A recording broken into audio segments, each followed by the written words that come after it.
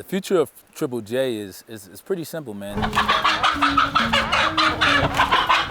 My grandfather laid the land. He put in work. That is delicious. All natural. I stick these in the tree and it drains down through the bottom. Our goal now is to continue to take care of it, nurture it.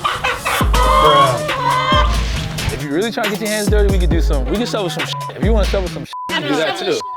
It's very hard to find good, loyal people. Probably could do some s'mores later. One of the contractors kind of just ran off on us. There's a couple down there that lay green ones and purple ones. Second time we wanted to redo the barn. Another contractor ran on us. Stamping these cartons. #Maine Farms Black again. #buy land. #family first. Give us our 40 acres. Generational wealth. This is what generational wealth starts, finding good people that have integrity, that want to build something. The goal is to be able to keep the house in the family name and just keep it going, man. We want this to be around way before. I want to pass it down to my daughter so she can pass it down to her kids. So, generational wealth. That's what it's about.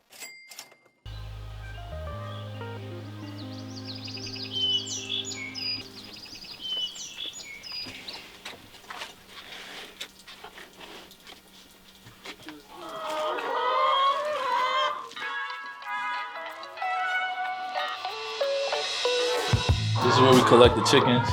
Well, we collect the eggs, and the chickens lay. So there's a couple of eggs right here.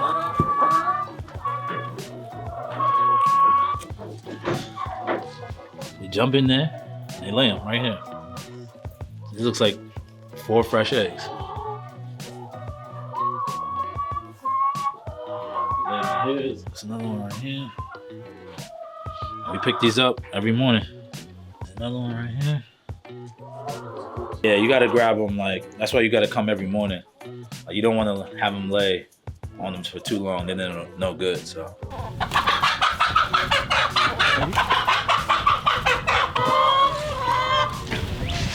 Again, going back to efficiency, that's why you wanna have those sheds and put try to put some type of bedding in there, because if they do it in the dirt, it makes it harder to clean. So this is way less time, way less effort, so again, having just multiple sheds they can lay with proper bedding allows it to be able to clean easily. So this is not going to take much to clean. Throw them in the car. The future of Triple J is pretty simple, man. This is, my grandfather laid the land. He put in work. He foreseed something that nobody, was even thinking about, getting out the hood, out of Harlem, coming to a space where it's a safe haven. It's a place of refuge for our family. And he bought the land, so he did his job. Our goal now is to continue to take care of it, continue to nurture it. Again, having a business that can kind of put back into the land, put back into the house. We want people in the hood to be able to come in and be on a black-owned farm, get away from the craziness of the city. One of my boys that I met in college, his name is Hooks. He actually owns a nonprofit in Maryland, a nonprofit called 480 Cares, which he also has a football team called 480 Club. These are young student athletes, 15 to 18 years old in high school. He took them out from Maryland, got them on a bus, had a trip out to New York, and we're the first stop. So they came here, they worked the land, they got their hands dirty, they got to be on a black-owned farm, they got to hear stories from me, stories from my grandfather. And Hook's goal, his mission was for them to be here, touch the soil, and be able to see what you're able to accomplish with work ethic, with determination, with perseverance. It was dope just to see them. We had conversations with a couple kids that were, they could either win left or right, and they could remember this for the rest of their life. And for us to have that impact on one person, if none of these kids remember anything, that one person remembers it, we did our job.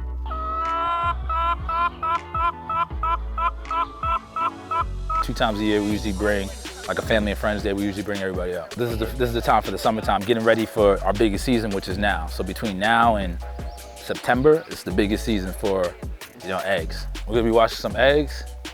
Also stamp some cartons too. Unless y'all really trying to get your hands dirty. Yeah, what's that? What's that? What's that?